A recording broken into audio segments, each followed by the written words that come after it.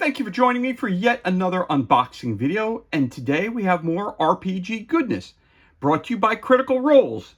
It's exciting and consequential outcomes for the dreaded ones and the epic 20s, both in and out of combat in your 5th edition game.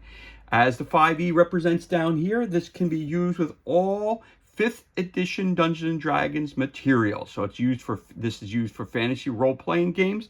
When they talk about the ones, it would be your fail, and your 20s would be a critical hit. So it's an epic failure, and a fumble is a 1. A 20 would be your critical hit. So let's roll this box over and see what's on the back. Do you feel lucky? Critical Roles introduce a variety of new effects to the triumphant natural 20s and the dreaded natural 1, including critical hit effects for GMs and players, critical fails, and a good and bad luck mechanic for critical rolled in and out of combat. This box set contains 5 60-card tarot-sized decks, including critical fails, critical hits for players, bad luck, and good luck. So there you have it. This was released by Nord Games. Join the adventure. For more information, go to nordgamesllc.com. I saw this actually advertised on Facebook, and I saw it, and I said, you know what? I always need a couple of decks of cards to throw in random things while playing a game. So as soon as I saw this, I said, you know what? I'm going to pick it up. And I love the fact it's tarot card size, which is normal than the regular playing card size, which makes it very visual. And when you throw it down the table for the players, it really kind of enhances the game. So anyway, let's crack this bad boy open and see what kind of goodness we have inside the box.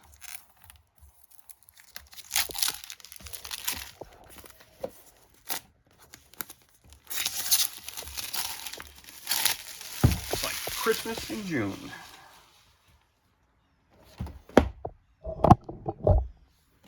Okay, so let's crack this bad boy open and see what kind of goodness we have inside the box. Right off the bat, we're going to move this over and we're going to take a look here at the instructions. Okay, some great artwork on the front and on the inside. Very cool. The trifold. So let's see what this says here. We've got critical fails. When a natural 1 is rolled on an attack by the GM or player, draw a card from this deck. Each card has 4 entries for different attack types: melee, ranged, natural for attacks with limbs, bites, and the like, and magic. The attack types are represented by these symbols, different symbols. Critical hits for GMs. When a creature fighting the party rolls a natural 20 on an attack roll against them, draw a card from this deck. Each card has 4 entries for different damage types: slashing, piercing, bludgeoning, and magic. The damage types are represented by these symbols. So this is for the GM. So if you're a bad guy's attacking a good guy, that's what the critical hits for GMs is for. The critical fails is for everybody. The critical hits for players, also when a member of the party rolls a natural 20 on an attack roll against an enemy, draw a card from this deck. Each card has 4 entries for different damage types: slashing, piercing, bludgeoning, and magic. The damage types are represented by these symbols. Then we have Fates and Fortunes. When a player rolls a 20 on any d20 roll, they draw a good luck card, blue, from the deck. They can then keep hold of this card until they wish to use it, either face up or visible to all, or a secret from the GM, depending on the preference of the table. So there you have that. And back here, we just have all the thanks to all the good people who have brought you this game here. And there's some more credits back here. Again, for more information, go to nordgamesllc.com. This was released in 2023 by Nord Games. So there's your rulebook. So, Fates, Fortunes, Bad Luck Effects. Well, I'm not going to start with that deck there.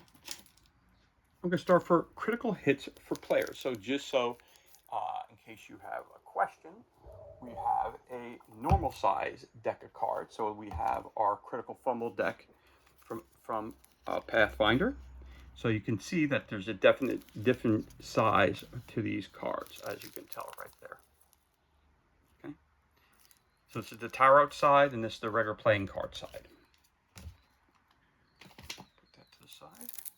Now, as you guys know, as always, I open stuff up off screen because if I slip with a knife, I don't want anybody to see that. So there we go.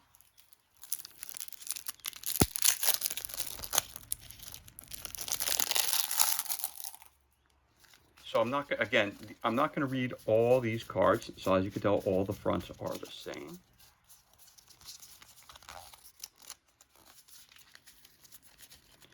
So as you can tell, there's a wide variety of things here. So again, this is the critical hit effects for players. So if you roll a 20, you would pull the card. Pull the first card. Let's take a look at this.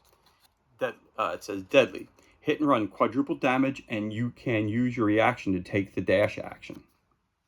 Hit and hurt, quadruple damage, and the target of your attack bleeds out, losing 1d4 hit points at the start of his turn for 1d6 turns. Hit and hold, quadruple damage, and you can use your reaction to attempt to grapple the target. Hit and run, quadruple damage, and the target of your attack takes an additional 3d4 force damage. So if you look at this over here, so this is going to be slashing, which would be with an axe or a sword.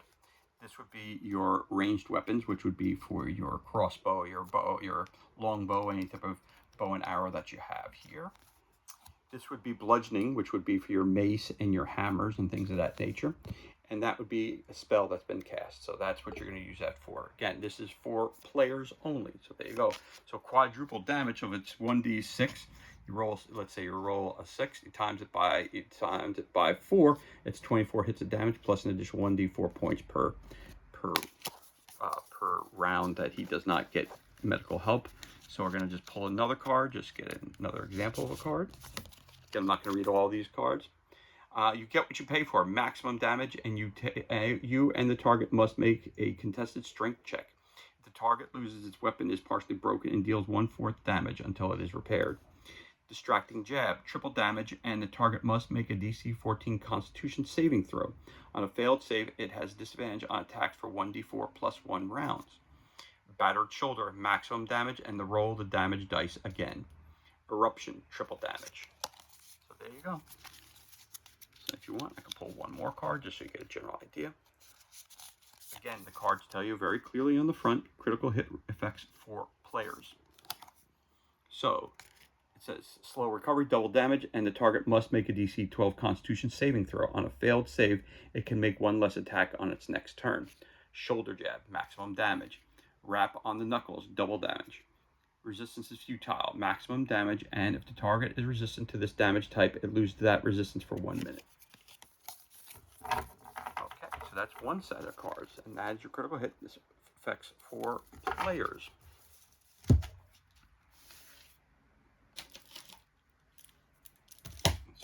Fortunes. Okay, so now this is so if the opposite end, if the villains are attacking now, critical hit effects for GM. So when a GM is rolling for the creatures, this is if you roll a 20, you would receive these bonuses. And it's good, as you can tell, the decks are different because they are obviously so the covers are different. So there's no confusion. So as you can tell, there's a hero beating up somebody, and here we have a villain attacking one of our heroes. So there's the difference. Again, critical hit effect for GM, and this is for players. I like the fact that it's green and red, and very easily you can tell the difference between the two. Okay, once again, all the fronts are identically the same. Again, I'm not going to read all these cards because you can see that there's a tremendous amount, but there does appear to be some difference on the top here. So maybe let's go back a second. Let's see if we have that same differences up top here. Let's take a look. So up top, yeah, it says setback, dangerous. All right, I didn't notice that before. So we got setback, dangerous, life-threatening. Okay, so let's take a look at this real quick. So we read a couple of these already. So let's just take, all right, so setback, we read that one already. So we're going to put that to the side. Let's grab a dangerous one. We did read a dangerous one here too. When you get what you pay for, we read that one as well. So we saw dangerous already. So let's take a look over here too. Life-threatening. Okay, let's take a look at a life-threatening one. It says brow slash, quadruple damage, and the target is blinded for 3d4 plus 2 rounds. Pierced ear, maximum double damage. Bashed nose, quadruple damage. Magical barrage. Maximum damage at 3 additional targets within range are affected at half potency. or the spell's area of effect is increased by 15 feet. However you want to use that. That's for your life-threatening.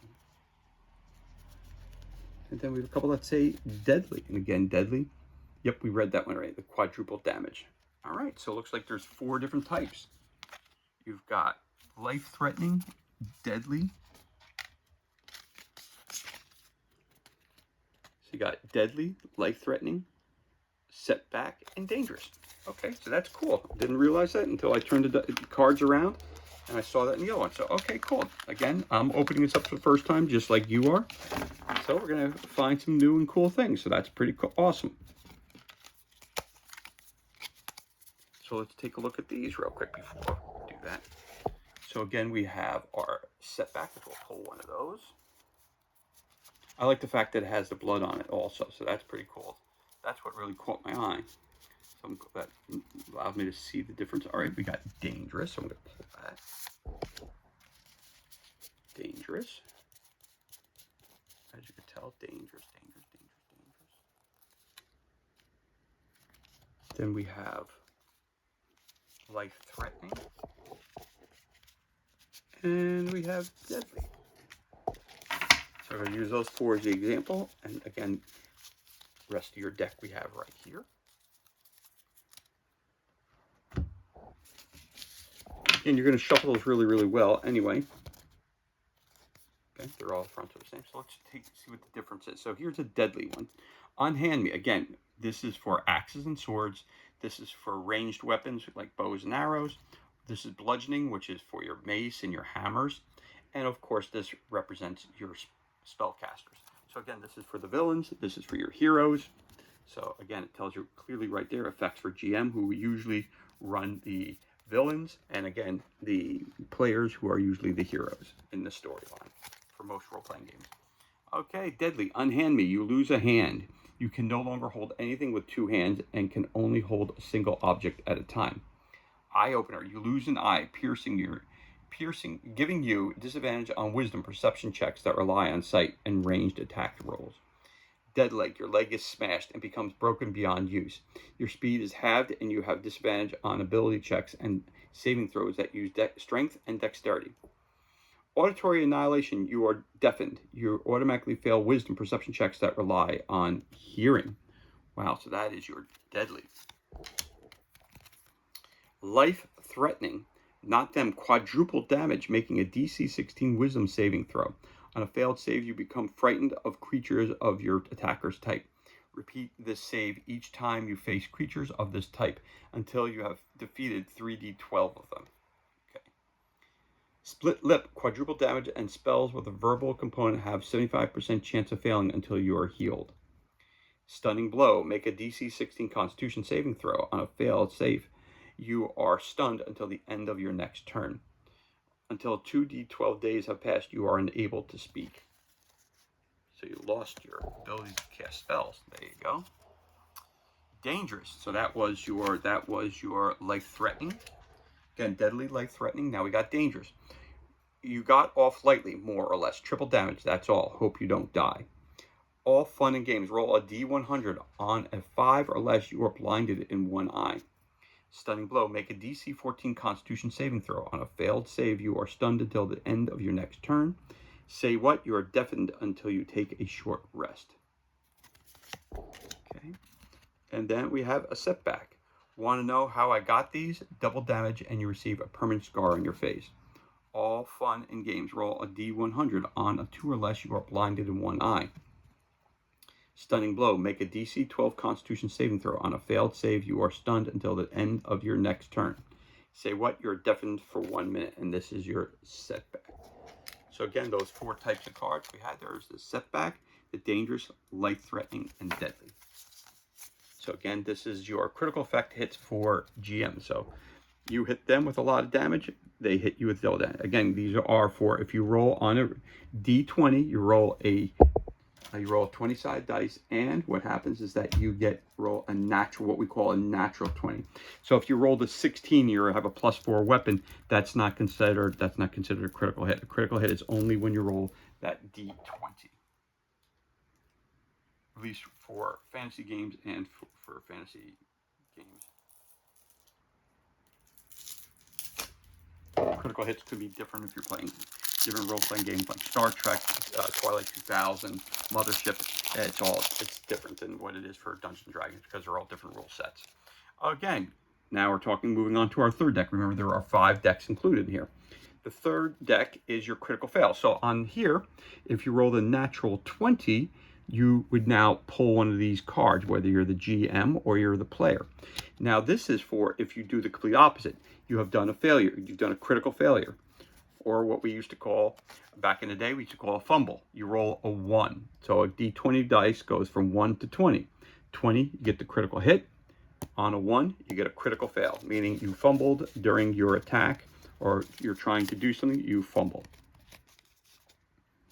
So again, let's turn it to the back. So we have awkward.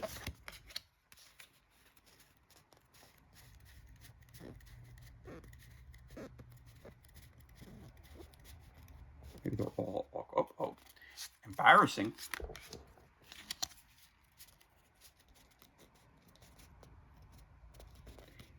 We got shameful.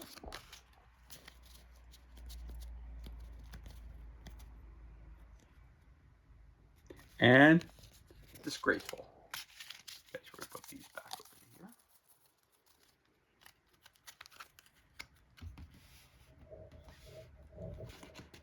Move it up there. And let's put this over here. Again, that's your critical fail deck. Let's take a look at each of these. Again, there's a lot of them cards here. As you can tell, there's 60 of these, so I'm not going to go through all 60. So I grabbed 4 at random, but of one of each type of card. So that's your critical failure. So again, critical fail effects for GMs and players. So if a bad guy, if a creature rolls a 1, they pull a card. If a hero rolls a 1, you pull a card. Let's see what happens. So this falls under the disgraceful. Again, sword. Okay, so it's sword. That looks like it is a ranged weapon. This is sword beats fists, and this is for so this may be for melee. These are going to be for melee for parring. This is going to be for long distance, and this one's going to be for spellcaster. So this one says, okay, so let's see what we got here. Again, some animals have claws, so you're gonna look at what the creature has when they're attacking you. So if it's a hobgoblin and it has a spear, you're gonna use piercing. If it's someone that's attacking, owlbear is attacking and it's using its claws and beaks, you're gonna use this one here. Obviously, that's for bows and arrows, ranged weapons, and that's for spellcasting yet again. So we're gonna look at disgraceful. It says, quite the riposte.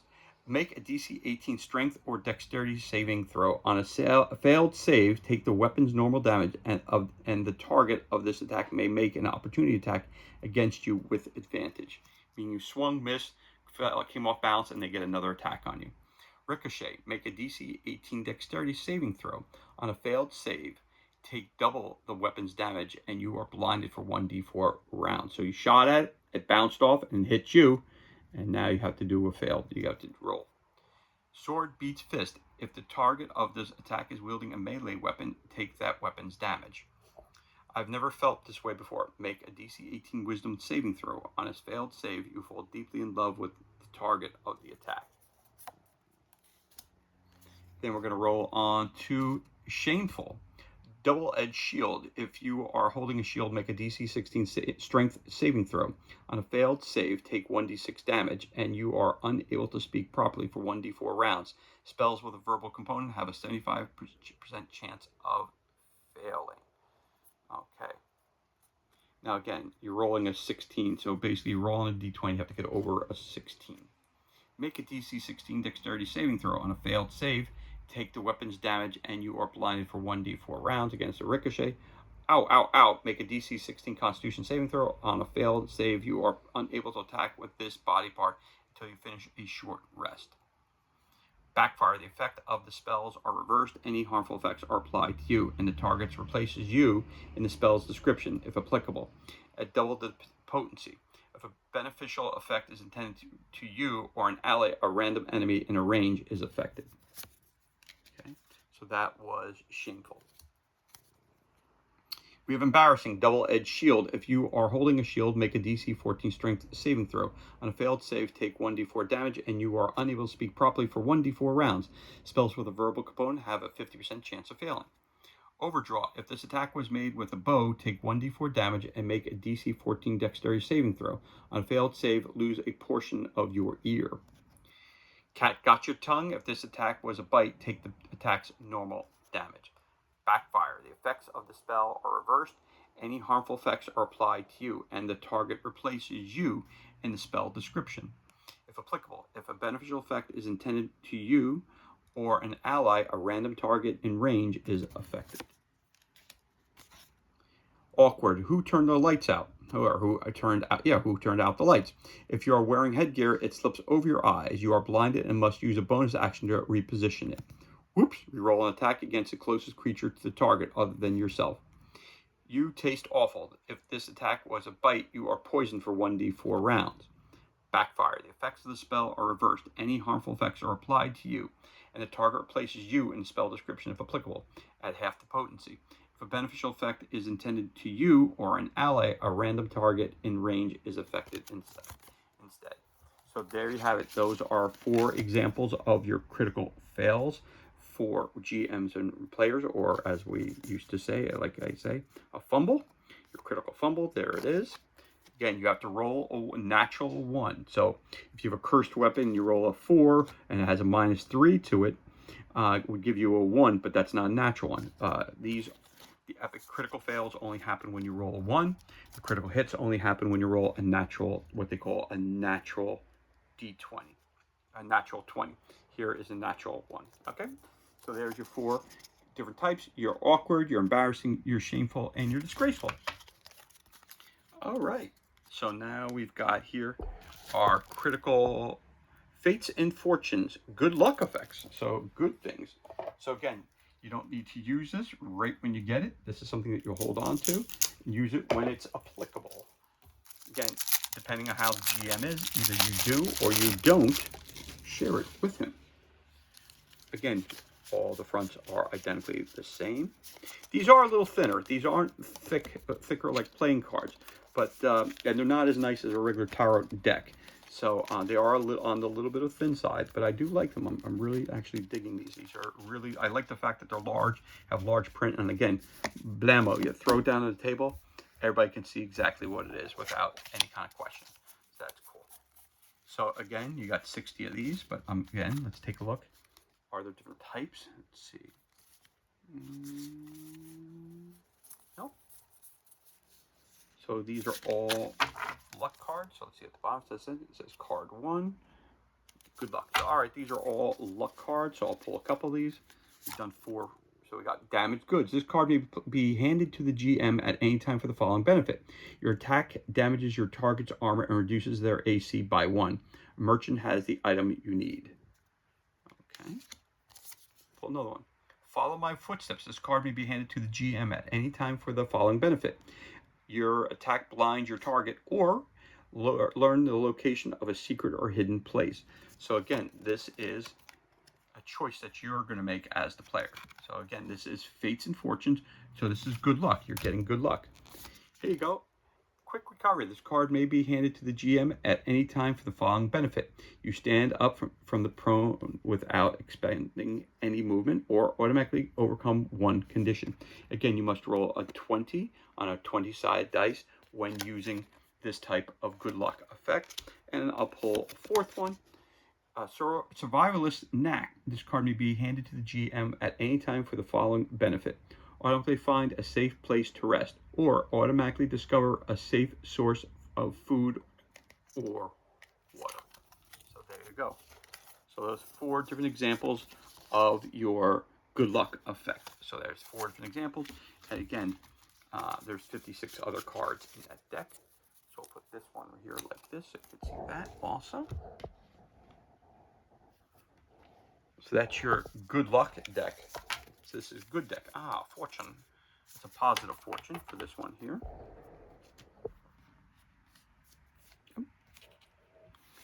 And last but not least, so that, like I said, there's 5 decks with 60 cards. So that's doing some quick math. So it looks like there's 300 cards in this overall. So That's very cool. Again, benefits of having this. Again, when you're playing a game, sometimes throwing random things in with your players makes the game more entertaining, makes it more fun, and that's what we're all looking to do, is have some fun.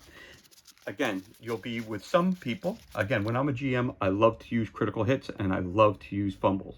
That's two things we always include. Can it damage a really good character? Can it kill a character? Yes, it can, very easily. Or wound them or maim them. But again, it gives you a little bit more of a background story for your characters. So again, but again, does everybody need to use these cards? Absolutely not. This is 100% optional. This was what I would call an expansion. This is something that you want to do to expand your game experience, okay? But will every GM use this set? No, they will not. It's completely by choice, obviously. And now we have his. So again, if you roll that critical 20, you get one of these cards. Villain rolls a critical 20, they get a card. Critical fail is for everybody. Now the bad luck effects. I'm just going to turn this over. It's going to tell you. Again, you roll that 1 on a d20, you're going to get, not only are you going to get a fumble, but you're also going to get a bad luck effect. So I'm going to pull 4 of these, and I'll put these down here again. And I like the fact when you look at the front of the cards, the blue indicates a critical hit, red is a fumble. So there you go. So that helps you out right away. It would be kind of interesting if they would have made that blue here and that one red to match them all together. That would have been cool too, but it's all right. No big deal. Again, this is for bad luck effects. All right, Rising Terror. This card may be played against you by the GM. So the GM gets this when they roll the 1. At any time for the following effect. You become frightened by something you see, or you are paralyzed by fear. Unbeatable Odds. This card may be played against you by the GM at any time for the following effects. An enemy makes an additional attack against you, or one of your NPC's non-player characters' allies is imperiled. A Friend in Need. This card may be played against you by the GM at any time for the following effect. An attack that hits you incapacitates you until the end of your next turn. An NPC, non-player character, ally tries to save themselves instead of you. And the 4th one, The Bungle. This card may be played against you by the GM at any time for the following effect. You fail to draw your weapon or implement. You accidentally damage an item that does not belong to you. So this is actually good for the GM, because if you roll a 1 as a player and you're a hero and you get that fumble, they can also pull one of these cards, which kind of makes it a double negative against you. And they can use this card at any point in time as they want against. I don't know if you, again, as the GM, you make that choice whether you want to use it against that person who rolled the 1 or against another character in your party. I would assume that they would use this against the person, but keeping track of that stuff could be a little bit tricky at times. Anyway, it tells you right there. Again, you got the 1 there on the D20, and this one here, again, if I flip that over real quick, again, it tells you you have to roll a 20 for it. Again, you hand this to the GM. So this is positive for your players. This is negative for your players. Okay, so there you have it.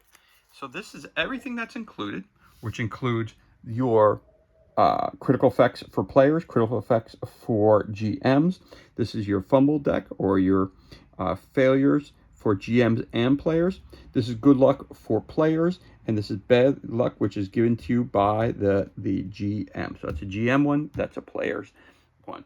And this is everything that's included, and this concludes our unboxing of Critical Roles. Exciting and consequential outcomes for the dreaded dreaded 1s and epic 20s that you roll in the game, both in and out of combat in your 5th edition games. Again, it's used for fantasy role-playing.